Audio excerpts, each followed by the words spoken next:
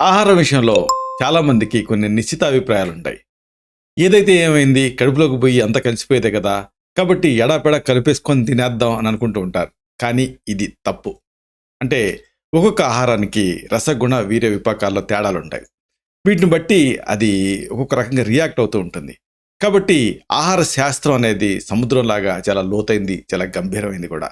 ఎడాపెడా తీసుకుంటే ఈ ఆహారం అనేది మనిషిని చంపుతుంది. యుక్తిగా తీసుకుంటే ఆహారం అనేది మనిషిని బతికిస్తుంది.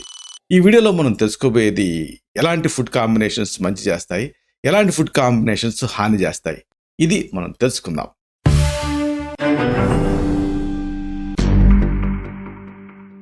మిత్రులారా నమస్కారం.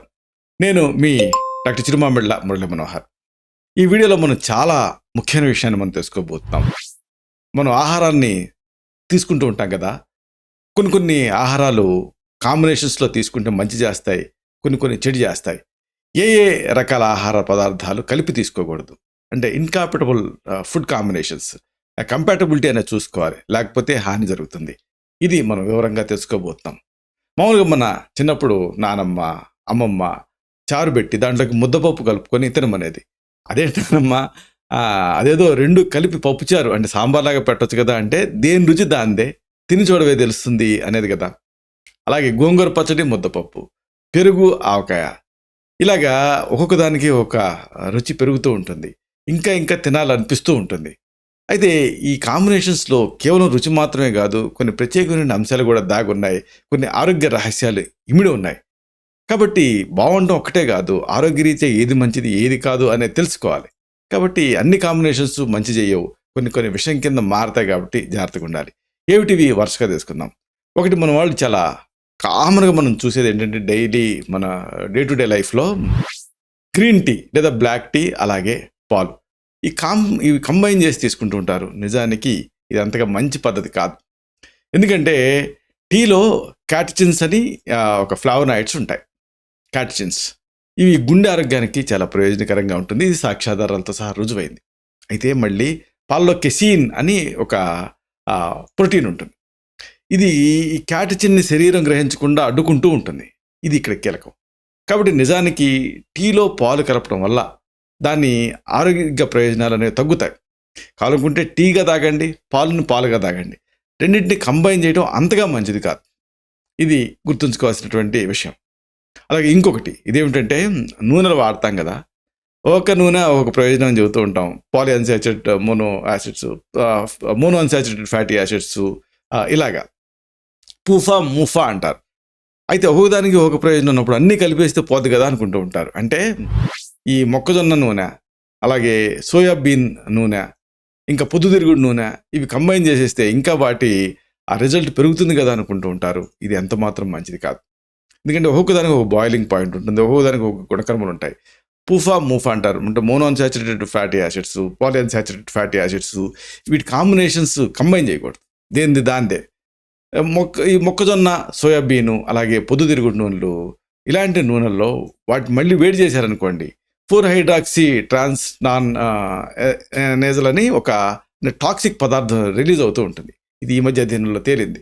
వంట నూనెల నుంచి ఈ HNEని కలిగి ఉన్నటువంటి ఆహార పదార్థాలు తీసుకోవడం వల్ల గుండె సంబంధమైనటువంటి సమస్యలు, ఇంకా స్ట్రోకు, పార్కిన్సన్స్ వ్యాధి, అల్జీమర్స్, ఇంకా ఇలాంటి అనేక సమస్యలు, కాలేయ రుగ్మతలు, ఆఖరికి క్యాన్సర్ వచ్చేటువంటి ప్రమాదాలు పెరుగుతాయి. ఇంకా ఈ మొక్కజొన్న, ఈ సోయాబీను, పొద్దుతిరుగుడు నూనెలు, ఇలాంటి వంట నూనెలని వేయించినప్పుడు, ఆ స్నాక్స్ లాగా చేసినప్పుడు వీటిలోంచి డీప్ ఫ్రైడ్ ఫుడ్స్లో ఈ HNE మొత్తం అంటే ఈ పరిమాణం అనేది ఎక్కువగా ఉంటుందని అధ్యయనంలో తేలింది. ఈ HNE ఏర్పడటానికి శాస్త్రీయ వివరణ ఏంటంటే, పండ్లు కానీ లేదా కూరగాయలు కానీ ఈ ముక్కల్ని వేయించడానికి వాడతాం కదా, నూనె లోపల ఉడకబెట్టినప్పుడు ఆ వేయించిన ఆహారంలోకి చొచ్చుకుపోయేటువంటి నూనె అణువులు HNE లాంటి అణువుల కింద మారుతాయి. ఇది గది ఉష్ణోగ్రతకి చల్లబడినప్పుడు ఈ అణువు HNE టాక్సిన్ కింద మారుతుంది. ఇది చివరికి గుండె సంబంధ సమస్యలు, స్ట్రోకు, పార్కిన్సన్స్ వ్యాధి, అల్జీమర్స్ వ్యాధి, ఇలాంటి ప్రమాదాన్ని పెంచుతుంది. అలాగే ఇంకొక మెయిన్గా మనం డే టు డే లైఫ్లో గమనించే కాంబినేషన్ ఏంటంటే, పాలు ఇంకా పెరుగు. పెరుగు కలిపి తీసుకోవడం వల్ల కడుపులో అసౌకర్యం, వాంతులు, ఇలాంటి సమస్యలు వస్తాయి. పాలల్లో లాక్టోజ్ ఉంటుంది కదా, అంటే లాక్టేజ్ అనే ఎంజైమ్ వల్ల లాక్టోజ్ అనేది జన్ అవుతుంది. ఈ పాలలో ఉండేటువంటి లాక్టోజ్ పెరుగులో ఉండేటువంటి యాసిడ్ తోటి చర్య జరుపుతుంది.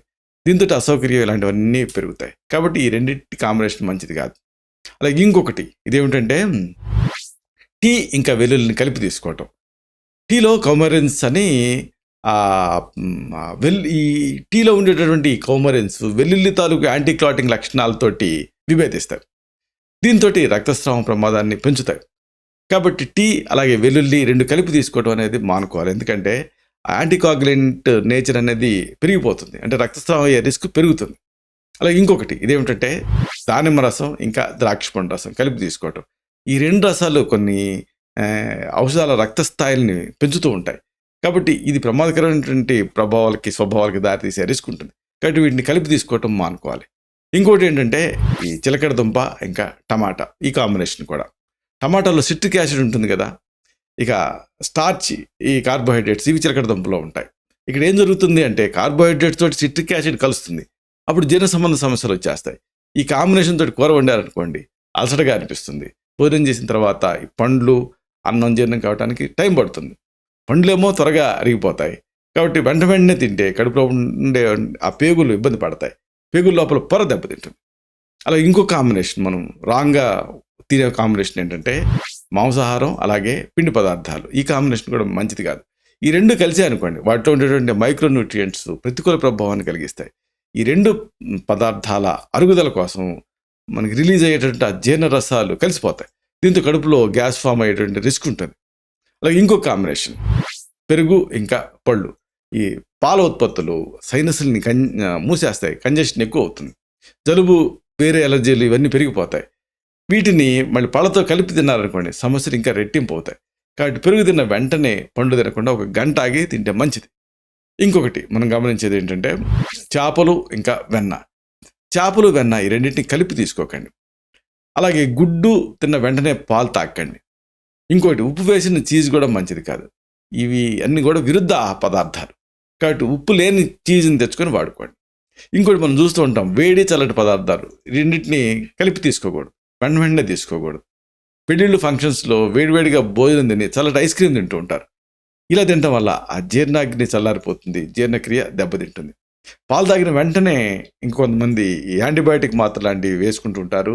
ఇలా వేసుకుంటే ఆ పాలల్లో ఉండేటువంటి కాల్షియం శరీరం గ్రహించదు, అంటే ఆ పాలల్లోనే కాల్షియం ఉంటుంది, ఇది అబ్జర్వ్ కాకుండా ఉంటుంది.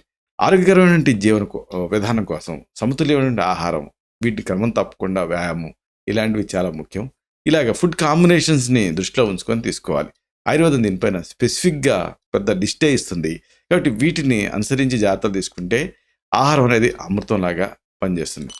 ఇలాగా ఫుడ్ కాంబినేషన్ విషయంలో చాలా జాగ్రత్తగా ఉండండి. ఇలాంటి మరిన్ని ఇన్ఫర్మేటివ్ వీడియోస్ కోసం ఈ ఛానల్ సబ్స్క్రైబ్ చేసుకోండి.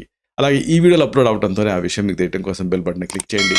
అన్నిటికంటే ముఖ్యంగా ఇలాంటి మంచి అద్భుతమైన విషయాలు 10 మందికి ఉపయోగపడటం కోసం ఈ వీడియో తల్లికి లింక్ని మీ సర్కిల్స్తో షేర్ చేసుకోండి. శతం జీవ శరదో వర్ధమాన, శతం హేమంతాన్ శతం వసంతాన్. 100 శరత్తులు, 100 హేమంతాలు, 100 వసంతాలు వర్ధిల్లుతూ జీవించండి. Stay healthy, stay happy, be positive, keep smiling, stay safe. Love you all. శుభం.